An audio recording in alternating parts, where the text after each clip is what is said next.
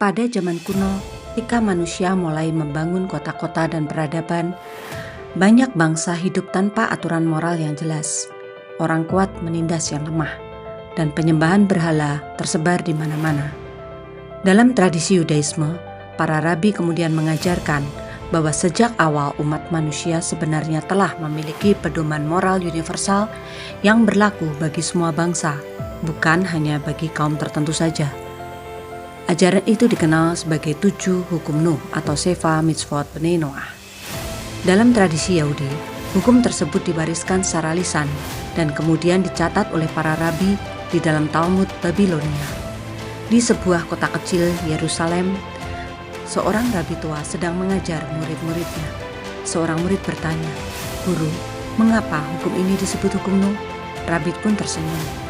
Karena menurut tradisi, setelah air bah dan zaman Nuh, hukum ini dianggap sebagai pedoman moral bagi semua umat manusia.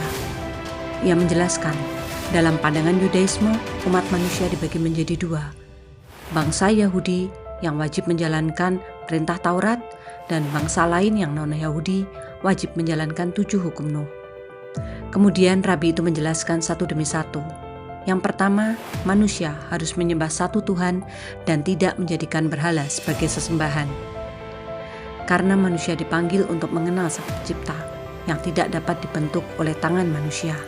Kedua, manusia harus menghormati Tuhan dan tidak menghujat namanya. Ucapan ini mencerminkan isi hati. Lidah yang dipenuhi kebencian akan melahirkan kehancuran. Ketiga, manusia dilarang membunuh karena kehidupan adalah sesuatu yang suci. Para murid terdiam. Mereka tahu betapa sering peperangan membuat manusia lupa bahwa setiap nyawa memiliki nilai. Keempat, manusia harus menjaga moralitas dan menjauhi perzinahan serta tindakan asusila. Rabi menjelaskan bahwa keluarga adalah dasar masyarakat. Bila kesetiaan runtuh, maka kepercayaan juga akan hancur. Kelima, manusia tidak boleh mencuri, karena mencuri bukan saja mengambil barang, tapi juga merampas rasa aman dan kepercayaan. Yang keenam, manusia tidak boleh memakan bagian dari hewan yang masih hidup. Para murid tampak heran, namun Rabi menjelaskan bahwa hukum itu mengajarkan belas kasih bahkan terhadap makhluk hidup sekalipun. Yang ketujuh, manusia wajib menegakkan keadilan dan membentuk sistem hukum. Tanpa keadilan, yang kuat akan selalu menindas yang lemah. Kemudian murid itu bertanya, apakah hukum ini hanya milik orang Yahudi? Rabi menggeleng perlahan. Tidak.